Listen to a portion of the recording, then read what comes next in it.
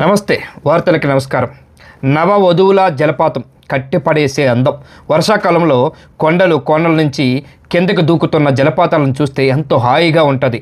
ఆ water fall ప్రకృతి సిద్ధమైన అమ్మాయిలా కనిపిస్తే కనులు విందుగా ఉంటుంది. ఇదే తరహాలో పెరూరులో ఓ జలపాతం ఉంది. దాన్ని వాటర్ ఫాల్ ఆఫ్ ద బ్రేడ్ అని పిలుస్తారు. పేరుకు తగ్గట్టే పెళ్లి డ్రెస్సులో వధువు నిలబడినట్టుగా అది కనిపిస్తూ ఉంటుంది. ప్రేమ విఫలమైన యువతి పెళ్లి డ్రెస్సులో అక్కడ ఆత్మహత్య చేసుకుందని ఓ కథ ప్రచారంలో కూడా ఉంది.